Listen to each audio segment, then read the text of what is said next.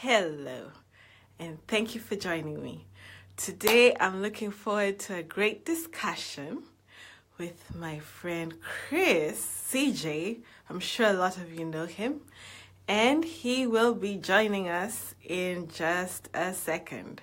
I'm going to invite him, and you guys, hold on. You are in for a treat. Ha! Hey! What? It's adding him. Chris! Hey, how's it going? Hey, how are you? Good. I think I lost you on my headphones. Can you hear me okay? Yeah, I can hear you good. Great. How are you? I am doing absolutely fantastic. I am so glad you're able to join us. I have been looking forward to this for a long time. So have I. I gotta admit, Really? as I've been watching your live streams and everything going, I keep thinking, wow, this is amazing. I can't believe that she's gone from just average to awesome so fast. It's just absolutely Oh, amazing what you're doing. oh, why, thank you. I'll take that from you any day of the week.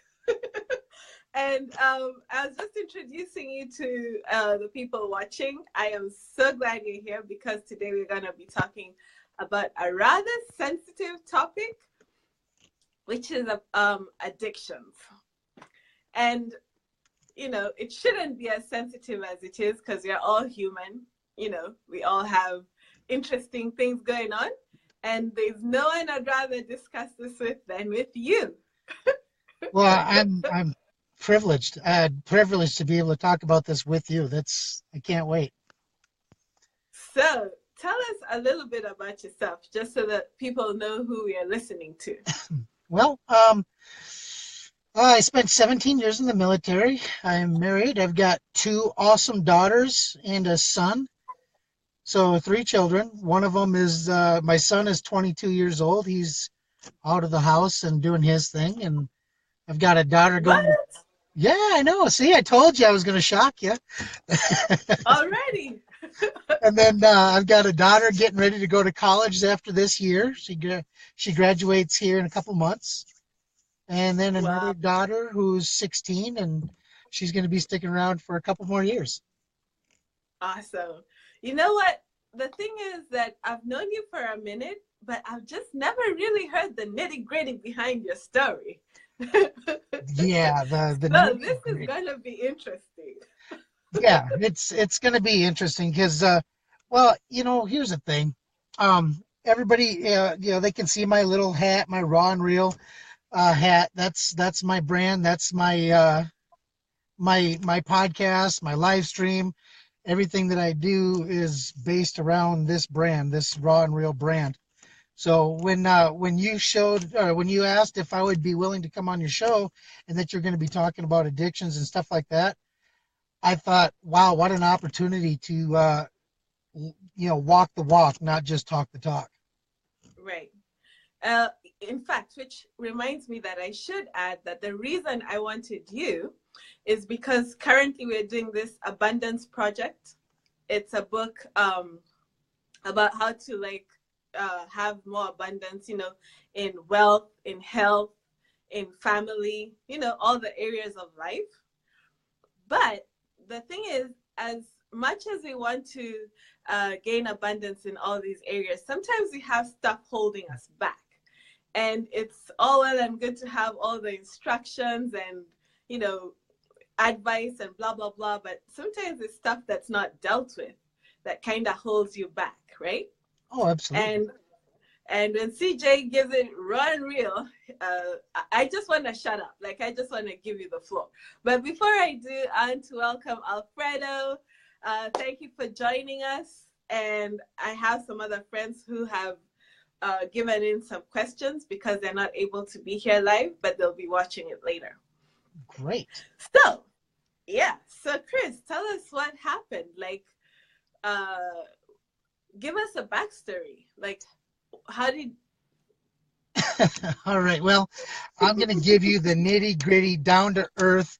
This is the lowest common denominator story. of of, Okay. of me, where I came from, how I emerged to do what I'm doing right now. Mhm. About 3 years ago, I found myself sitting in a jail cell. 3 years ago? Yeah, I was sitting in a jail cell. Wait, that's pretty recent. Yeah, it is. And I'm and Wow. uh, and as I'm sitting there, I'm trying to I'm trying to go through my head, what the hell am I doing here? Why am I here?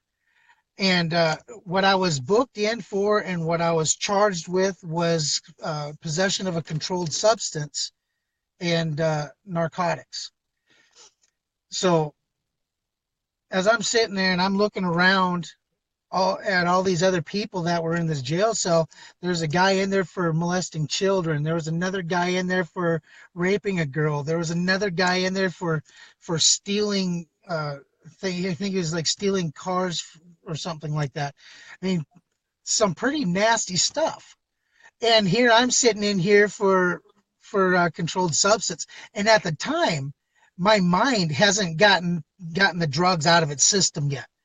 My At that time, I still got the crap going through my body, and I couldn't think clearly. So it became everybody else's fault that I was sitting there. It had nothing to do with the fact that I had drugs in my pocket. It had nothing to do with the fact that I had drugs in my system. It was all of a sudden it was everybody else's fault. And I mean, it was the military's fault. It was my wife's fault. It was my friend's fault. It was the guy that I bought it from. It was his fault. It was everybody else's fault except mine. And a couple of days go by, and I'm starting to get a little bit twitchy because now I'm starting to come out of this fog, this drug-induced euphoria. And as I'm sitting there, and I'm still looking around, and these people, and I started to notice something. Everybody that was sitting in there, when you asked them questions about what they were there for, they all had the same thing going on. It was not their fault. Somebody else did this to me. It was that person's fault. Or it was my parents' fault for not giving me a better upbringing, or whatever the case was. It was always somebody else's fault. And then I started realizing something. You know, the reason why I was in it when I was sitting in there, it wasn't that I was sitting in there for drugs, because what had happened is way before that I was making decisions that were leading me down this route. I was there before I even took that first drug. There was something that was going on. There was a mindset going on that led me to make that decision. So as I'm sitting there and going over all this crap that's been going on in my head, I realized something that was important for me to realize. I was a liar, I was a piece of shit, and I was a bad person to people around me. I used them, I got what I wanted from them, and I discarded them. That was who I was. That was the real me at that time. That's And a bit hard, though. and I sat there and I thought about it. I was like, what the hell am I going to do? How can I mean, I'm 40 years, well, actually, at the time I was 39 years old. For 39 years, I went through the military, skating by in the military. Yeah, I had a great career.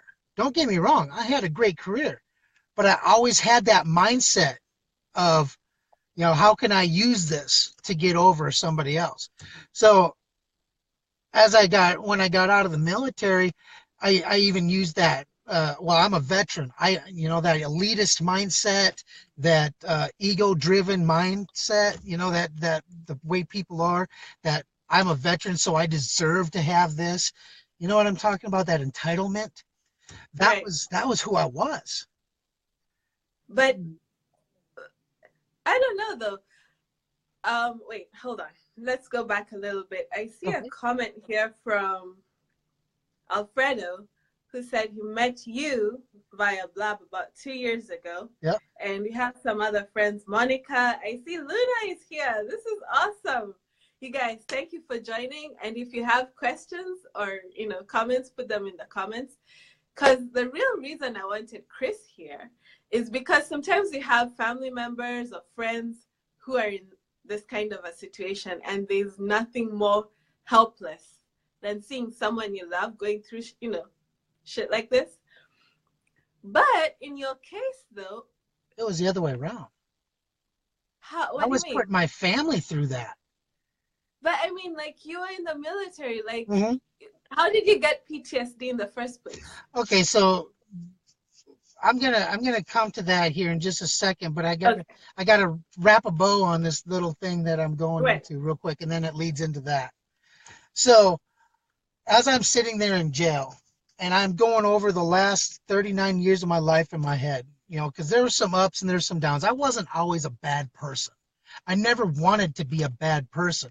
But this is the realization that I had while I was there is realistically, I was that bad person. All the time I was in the military, I did that. I served without ever expecting anything back until I got out. Then I became that elitist, that entitled person. So what that I sat in jail for 14 days. And over the course of those 14 days, and I know that doesn't sound like a lot to some people who maybe have done 30 or 45 or even years, but in 14 days, I had the realization that the only way that I was going to change anything whatsoever is to make a decision. I had to make a decision to change. Just like an overweight person, they're overweight. They see they're overweight. They can make the decision to go to the gym and train and not be overweight. Same type of concept, same mindset. I had to make the conscious decision to work every single day to make a change for who I wanted to be. And now, as Alfredo was saying, I met you 2 years on year ago on Blab. That was actually right after that transition where I came out of jail and I started getting on Blab. That was part of my transition. That was part of my therapy, and that was part of what helped me stay accountable for making the changes that I wanted to make. Now, a lot of people can say that PTSD was the trigger. That's what Mm-hmm. caused you to start using drugs. That's what did this, blah, blah, blah, blah, blah. Well, I'm here to tell you that that's a crock of shit, and it's an excuse. PTSD does not cause you to start using drugs. PTSD does not cause you to start hurting people around you. PTSD does not cause you to have to act like an asshole to the people who love you. That's you doing that. Yeah, what PTSD does to a person is it gives you a heightened sense of whatever it is. If you're feeling fearful, you're going to have that heightened sense of fear. If you're feeling anxiety, you're going to have heightened sense of anxiety. Same thing with depression. You're going to have a heightened sense of depression. But it doesn't excuse the way you act out with those things. Does it make sense? But yeah, and I hear you, and I hear where you're going. But at the same time, just my thinking, I think people do what they know how to do. Mm-hmm. Like those were the tools you had at your disposal. Right. Yeah. So, but it wasn't that. I mean, even blame sometimes feels better than being, how like depression is powerless. Yeah. And sometimes when you blame others, at least you got some of your power back. You got some blood moving, But it's not fair. So long as you don't stay in blame and, like move to frustration and then move to hope or move to something else, Right. But it doesn't excuse you though, because sometimes that blame isn't put where it belongs. Where realistically, if you look at something to blame, if you need something to blame, you have to blame yourself, because you still make the decisions you're responsible for yourself. You're responsible for the decisions you make, and you're accountable for those decisions. So if you make a decision that is going to hurt somebody, whether through your actions of something you do to yourself or your actions of something you do to somebody else, Either way you look at it, you still need to hold yourself accountable for those actions because you made the decision to make that action. Wow. Hey, and I see Line is here. Lynn, my cohort. Love that woman. She's awesome. Wow. And which reminds me, that's something that you say all the time, that you want to be the kind of person who someone else can look up to Mm-hmm. and say, just because of you, they didn't quit. Mm-hmm. And that But comes from, but that comes from having made that change, having uh, taken responsibility for me, having gone out of my way to go to the people who I've hurt and at least attempted to atone for some of those mistakes. Now, some people didn't accept that apology. Some people believe that I didn't change the way I thought that they, maybe I was just going to go mhm, back to it when it got too hard. I was going to go back and start using drugs again, or maybe if things got to go too tough or too hard, I was going to act out in a violent way again. Because I was not a nice person sometimes. I was a pretty I was a bad guy. I how long had you been doing drugs? And what drugs are we talking Okay, about here? so when I got out of the military in 2010, in 2011, mm, yeah, 2011, I was 2012, 2013, I was working up in North Dakota.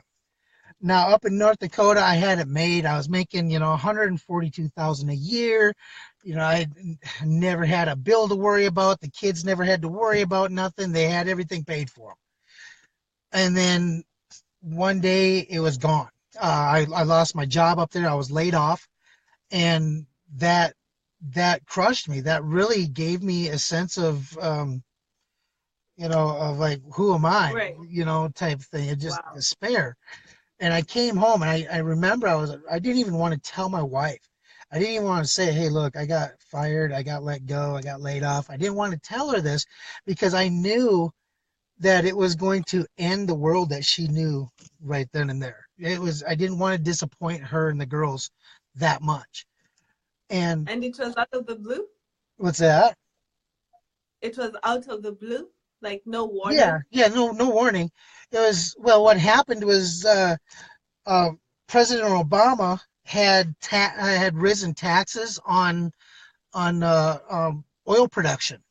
So now instead of these oil companies being able to drill oil, and I mean it costs a lot of money to drill oil, and every well that's dug, it's costing about $1.8 million per day to operate that drill.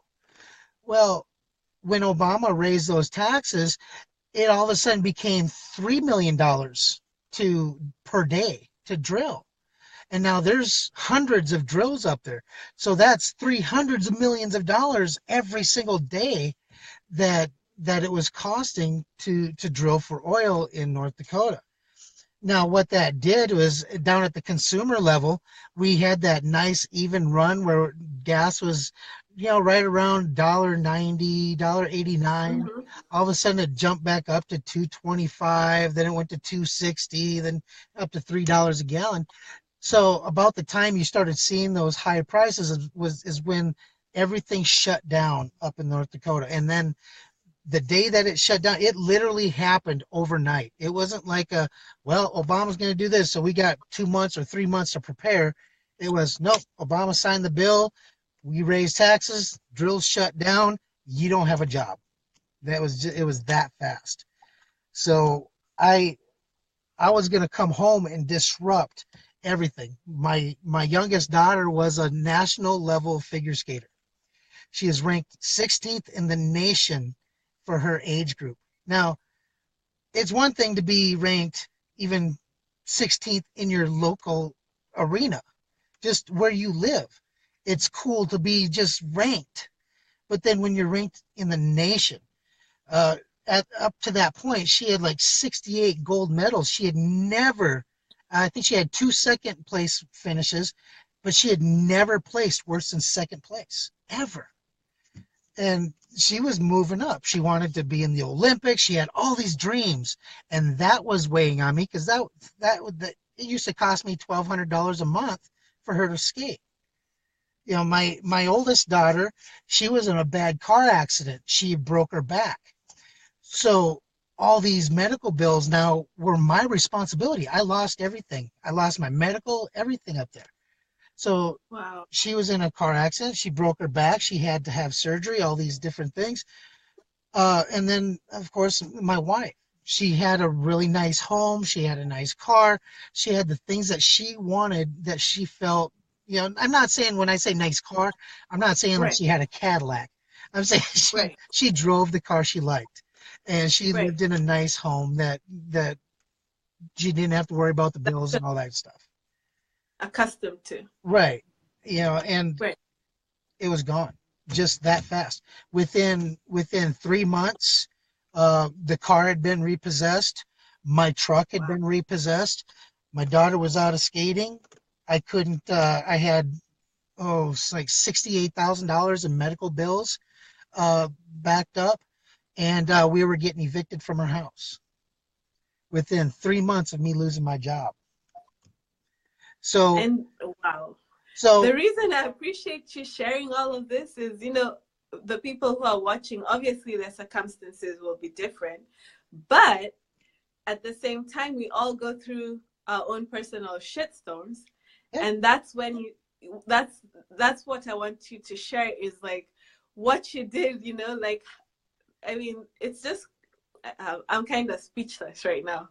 well, it's just my low point came when I had to take a job working at a bar because I couldn't find work. Work was kind of hit or miss. There's a lot of low income jobs, but Right. I was comfortable in the bar scene because in college I worked in a bar. So I was like, okay, I know how to bartend. I'm good with people. I can talk to people, this, that, and the other. So I started working in a bar.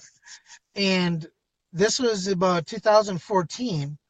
And I had it's about February or March timeframe, somewhere in there. I'd met a guy. Well, actually, the way I met him is I walked in on him smoking meth. So instead of doing the right thing, I said, well, you either share it or I'm going to turn you in.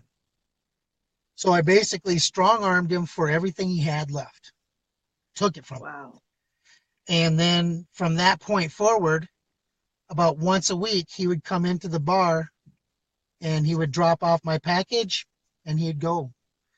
And it was all, just back and forth, back and forth. I was spending something like, oh, shoot, $700 a week on meth. Yeah. And here's the worst thing about it. My family didn't even know. They had no idea at first. They had no idea how much money I was spending because I was able to hide it because it was all coming out of tips. So So it's like you are like a functional yeah, functional I was a functional addict. addict. So you're on meth Hmm. and then you're drinking? No, no, I didn't drink. I was Just only meth. no, I just worked in the bar. I was just the bartender. So I was a bartender. I was actually had worked my way up to assistant manager for at this bar. But the whole time I was doing that, I was smoking meth. Wow. Oh my God. That's crazy. And So how did you oh my gosh. So did you have no one you could talk to, like from veteran services or anyone, you know? yeah, well, see, here's the thing. At the time, I didn't want to talk to anybody because I was getting what I wanted from the drug. I didn't feel I needed to talk to anybody because I got what I wanted from the drug. That drug became my counselor, became everything to me.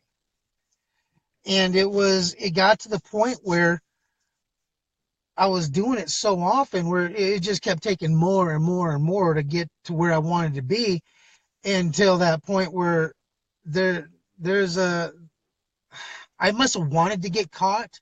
I don't know. I don't know exactly uh I don't know exactly how that all came about, because I had passed out. I didn't overdose. It wasn't an overdose or anything, but with meth is you do it so long and you stay up for so long, eventually your body's going to shut down. It's just, and it doesn't matter how much you do, your body says enough. We're done. We're going to put you to sleep until we feel better about you. And I did. I slept for like, I don't know, it was like 18 hours straight, 19 hours straight. The thing is, though, is I left all my stuff out and my wife found it. So I think subconsciously I must have wanted to get caught, because there's so much going on. Things were starting to spin out of control. I was getting really violent with people. I was hurting people to the point, I mean, where if someone didn't, give me what I wanted, I would hurt them. I would threaten them. I would scare the living shit out of them. Whatever it took. Like I said, I was a liar. I was a That's cheat. I was a bad person, and I was just horrible. I was a terrorist. that just sounds so unlike the Chris that I know now, though. Right. So I mean, is that the? I mean, like, okay, like I have relatives who are on drugs, and is that the drug making them do that?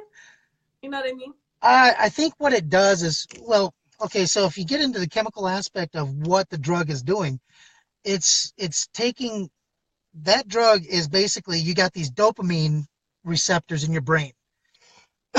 And when you feel good, if like when you have sex, for example, you feel good, your whole body feels good, and you've got that dopamine is just running through your body and everything is great.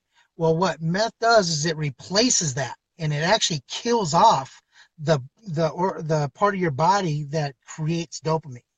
It kills it. Excuse me. So when your body feels like it's being constantly bombarded by dopamine, because that's what the meth is doing. So it's constantly making you feel good until you get to a certain point. Now it don't feel so good no more. Now you don't think so clearly anymore, because it's shutting down those parts of your brain that actually creates uh, Mm-hmm. well, that's creative. It shuts down your creative brain. It shuts down your ability to reason uh, Mm-hmm. with problems. Create solutions for problems, and it starts killing off different avenues of your brain. And once you get to a certain point, your decision making process isn't connecting. It's like you're constantly getting a syntax error. So then you write another Right. code to cover up that syntax error, and then you get another syntax error, and then you write another code. But really, all you need to do is stop doing the dope and let everything kind of heal back up. And now you So don't how have did no. you? So how did you get arrested? Like, what led to that? So what had happened is, like I said, my wife had found my drugs. We were driving into town where I live, and we got into an argument, and it was over the drugs. So I got out of the car. We stopped at a red light. I got out of the car and took off walking. Well, she got into the driver's side of the car and she took off back towards the house. Well, she got arrested for speeding. Well, not arrested. She got pulled over for speeding. Well, when the whole thing was, she was crying and stuff like that, the officer automatically had to assume that there was a domestic dispute. There was a fight or something. Mm-hmm. Mm-hmm. So he asked her, well, where's he at? She said, well, he's down there. And they came and got me. They brought me up to where they're at. And when they searched me, they found the drugs in my pocket. And that's what took me to jail. Huh. So, okay. So tell me, like after the stint in jail, and you had time to detox by force. Yeah. So how did you like maintain it after that? I made a Like decision. you didn't go for like AA or No, counseling or no, I made the conscious decision that I was going to change. I looked for different ways, alternative ways to hold myself accountable. I couldn't be high and on drugs if I was on live streaming, right? So I would get on Blab, and the people that I met on Blab were, even though they didn't know what I was doing, they didn't know I was trying to rehab myself. They didn't know that I was going through a lot of hell. But the thing is, the whole time I'm on Blab, I'm meeting these amazing people. And all these amazing people were inspiring me and keeping me clean and helping me keep going. And the more people I met, the more I absolutely loved that world and loved the people that were in that world. Because I truly believe that every one of those people, they had such a great vision of what they were doing. It might have not been what I wanted to do, but mm-hmm. they had vision, they had passion, they had a reason. And that's what got me. That's what inspired me. And it didn't matter what their reason was, just their excitement got me excited. And at that time, my reason was to stay clean. I wanted to stay clean. I wanted to get away from drugs. I wanted to make a difference and help people. And that's what happened is getting, you know, um, trying to think So what it it was was. almost like a power of community thing. Right. Exactly. That's exactly what it was. It was definitely a power of community. Every single one of those people, they say it takes, a village to raise a child. And that's Uh-huh. really what they were doing, is they were raising a child. They were raising a transformation, really, is because what it, Do you know? You what, know what? For some reason, I wasn't seeing the comments, but now suddenly they came back on, and then I see. Let's see. Mero is watching. I've known her for over 20 years. Aline is watching. Cecilia, Mark Green. Mark Green, you know him? Oh, mm, you might know him from the podcast world. And I just say that to say this. Like when you see other people doing the things that you want to do, even if they don't know you directly, like I'm pretty sure Mark Green would never be able to pick me from a lineup, you know. But I know him because I follow him. I see what he's doing. He has cars, yeah, you know. And it's so powerful what you're saying. Seeing other people kind of inspires you. You know what I mean? yeah. And like Line says, you're a totally different person now. I'm like Well, this shocked is, listening to all and this. I'm I'm like, just, what, Chris? Like, and what? I'm only a 3-year old. I mean, a 4-year old, really. I mean, And you it's, know, when you said you're addicted, I thought this was like 10 years ago when you were a no, this is teenager, recent. something like that. And Wow. Tracy Bass is with us, says, "You're lucky you're still with us. Meth is a powerful drug."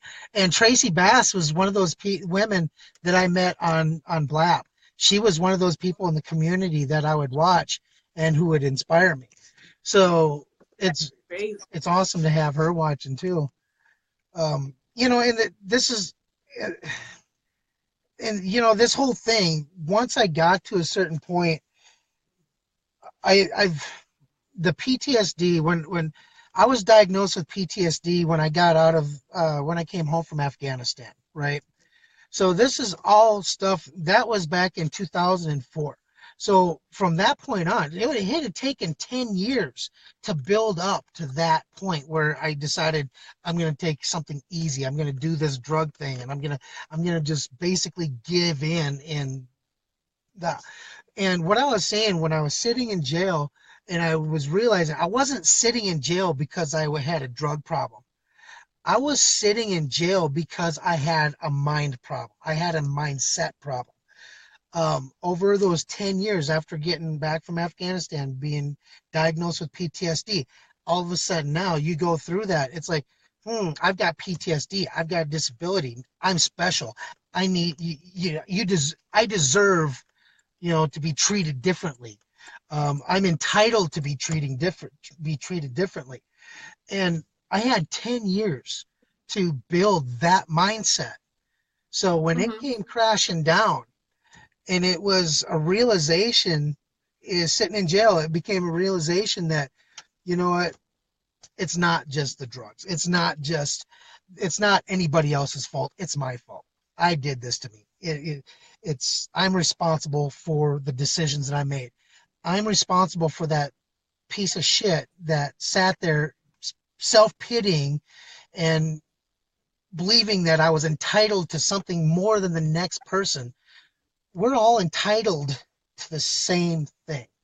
We're entitled to be loved. We're entitled to be cared for. We're entitled to go out into this world and be happy. We are entitled to these things. Truth, love, and happiness, right? Right. I get what you're saying, and I agree with you. At some point, you have to take responsibility. But I don't agree that you are a piece of shit. I mean, everyone's just Well, doing the see, best they can. Everyone's just doing the best they can. right. And Right. I say that about my past self, not my current self. Right. Right. No, My even then, you know what, Chris, why I don't accept it? I don't accept it because it took that to get you to who you are today. well, And I know that you inspire a lot of people. And look, here is Tracy saying, I remember having a breakdown on Blab. I think you were part of the crew that helped me. It's like some of these things we go through, it gives you the sensitivity to offer comfort and understanding to other people. You know what I mean? right. And that's Right. and that's how I came up with my mantra. You don't have to be perfect to be a perfect solution. Right. Because none of us are perfect. We can strive for perfection. We can get close as we possibly can, but we will never achieve perfection until you become someone's solution. And then in that person's life, you're the perfect whatever it is in that person's life. That's as close to perfect as you'll ever be as somebody else's solution. So, you know what? I asked you for 15 minutes, and of course, you're like 40 minutes in. I'm sorry. But no, no, no, no. I want to be respectful of your time. So I'm just Oh, like you got all the trying time to you rein need. it in. I'm trying to rein it in. Yeah, no, you got all the time Lying. you need. So, okay, good. So tell me, if someone has like a friend or someone that they love who's caught up in a situation like that, what would you advise them Smack the to hell out of do? them. How could they help? Just smack the hell out of them for a minute. Here's the thing. That person isn't going to be helped until they're really, truly ready to be helped. You can try to force help on them. They're going to pull back. They're going to recoil. You can, it doesn't matter so much what you do. It's to them. That's the best way to They put have this. to have that like moment of reckoning. Yeah, they really do. But at the same time, you have to give them the opportunity to recognize this. So instead of saying, you're on drugs, you're doing bad, you belong in jail, you kind of have to step back and take a soft hand approach of, I know what's going on. I think it's time that maybe you recognize what's going on. Just pointing out the obvious in a way that makes them look at it versus you pointing it out. You know what I mean? Mm-hmm. They have to come to the conclusion in their own mind. Until that happens, they're not going to stop. Are you an advocate of like tough love, like put the person out of the house No, if they don't no, change? no, I don't think. See, here's what happens when they're in a situation and you put a person, my son is on drugs and I kick him out of my house. What Mm-hmm. that's showing him is that all the crap that he had been going through that led him to that, it's It's like I'm justified. validating it. I'm like, reinforcing that. It's like, yeah, I don't want you. Shit, I get out of my house. I don't want you. Well, no, you can't do that to a person. You can't just shut them out. You have to open up. In fact, you have to open up even more, and you have to allow yourself to be just as vulnerable as you want them to become in order for them to have that true moment. And it's scary Wow. as hell. It's really scary. I was talking to my wife even about coming on and talking to you about this and being as open as I am about it. I was talking to her about that. She goes, "Are you sure you really want to do that? There's a lot of people on your Facebook page that maybe they don't know about this and might affect something." I said, "You know what? You're right. There is a lot of people. And if someone's going to turn their back on me because I am being honest and I'm being real, well, then those are people that probably they're still working themselves out." So, Right. and, and the same kind of thing goes with somebody else. If you're pushing someone away without maybe there's something that you're working out rather than someone, maybe you can Right. help them. So Right. I think we tend to push No. away the things that scare us and the things that we Right. don't want to deal with. Yeah. That, and that's so crazy that you brought that up about, like, the implications on business and stuff like that.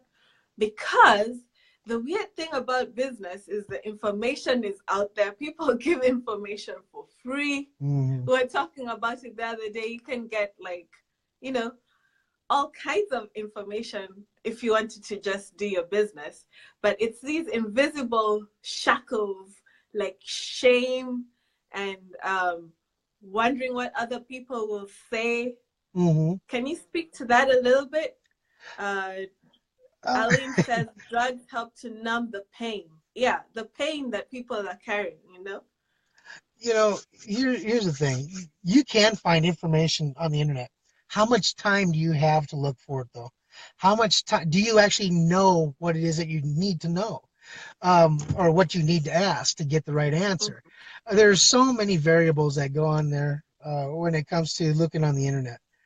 The problem No, with I it mean, but the point being that there are coaches, there's classes, there's all this stuff. But this stuff that we're talking about is a stuff that no one talks about. right.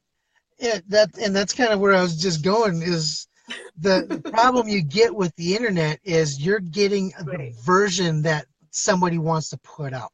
You're seeing the reflection in the mirror per se.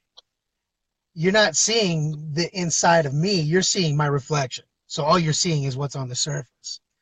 And that's what you get with the internet. That's what you get when you Google whatever you want to Google. You're getting the surface. You're getting the reflection of what it is that you want. And what I hear a lot of people saying now is, oh, you got to be authentic and you got to be, this, and you have to, and it gets to the point where that right. word has become almost like a dirty word. Oh, wait, what? No, come on. Come on, Lynn. We're going to have a conversation right now. So,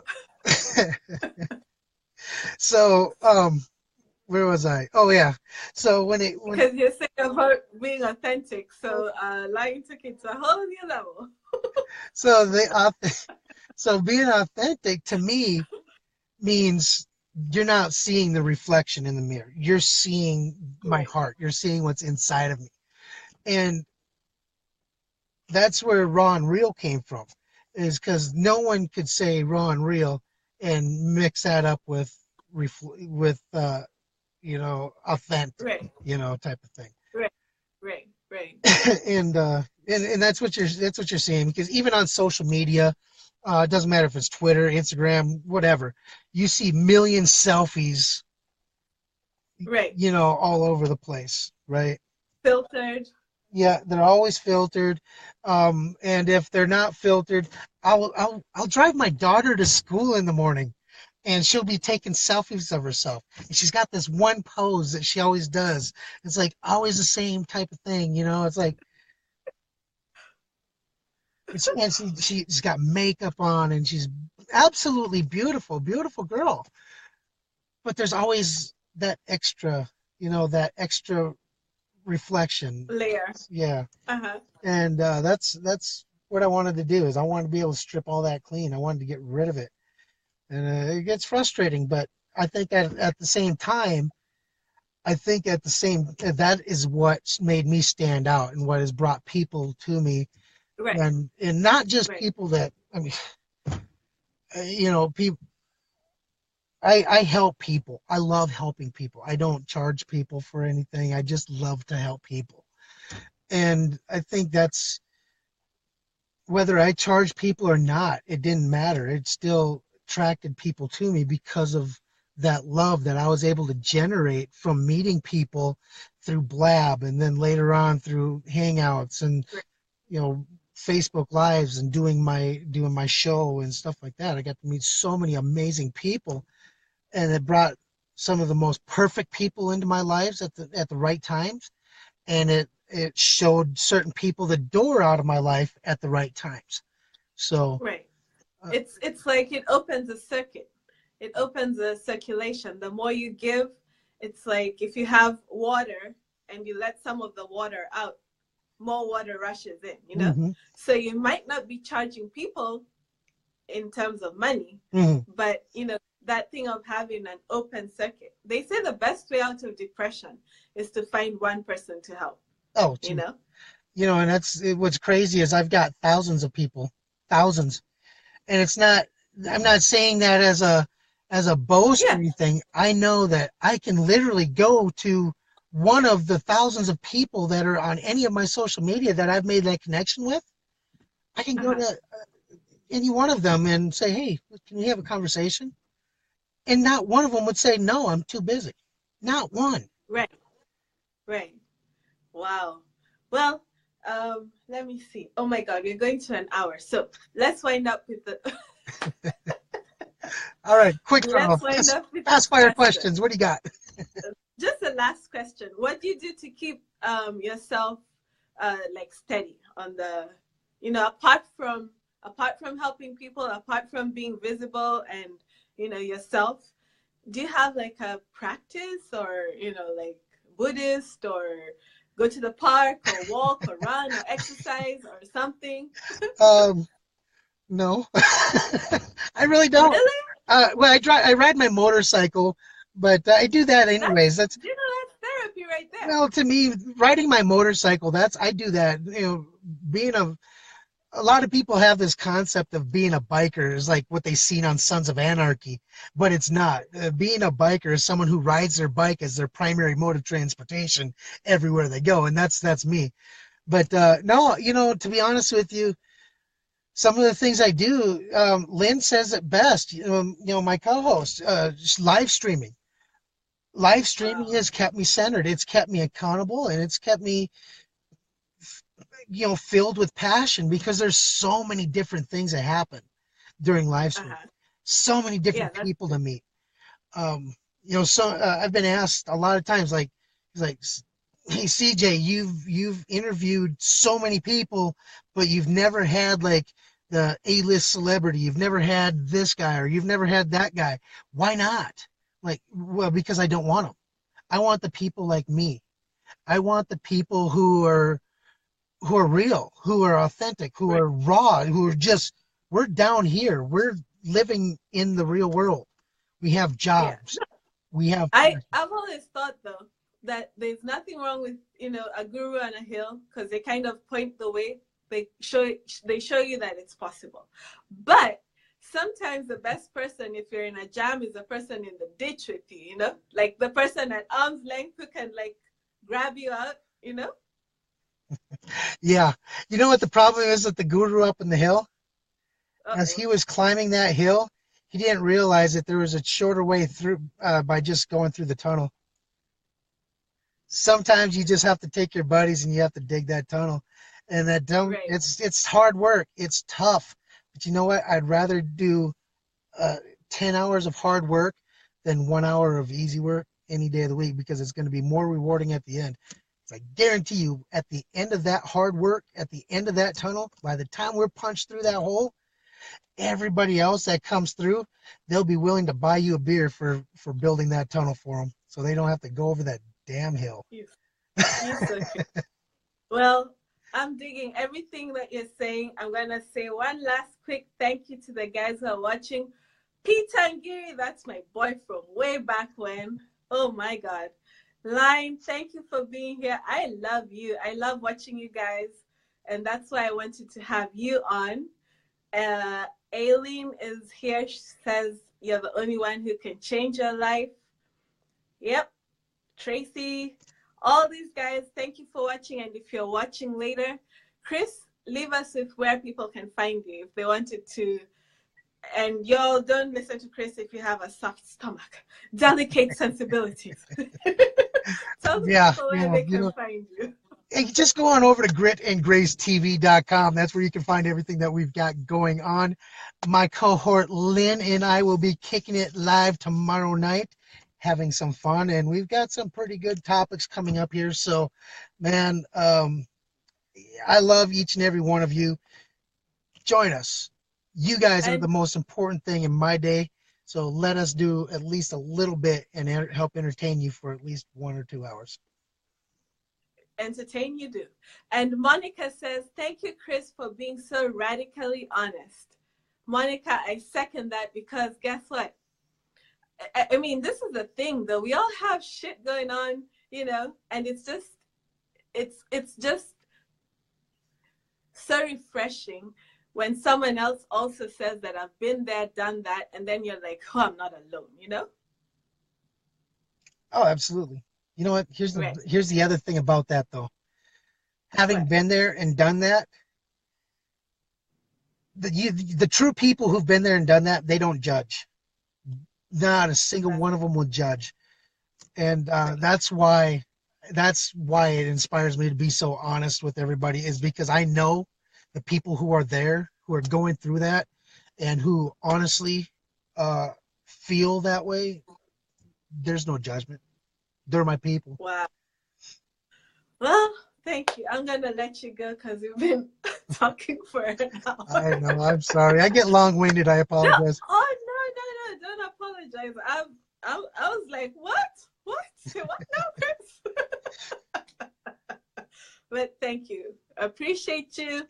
Love you. See you tomorrow on Yep. Grit and Grace. Oh yes, I And agree. if you're following from Abundance Project book, hop on over to my group and we're doing the Abundance Project. And this story of Chris is a testament that you can rewrite your life. It doesn't matter where you are right now, stuff can turn around. And if Chris hadn't said this story, we would never have known. So, thank you so much. Bye now. Bye.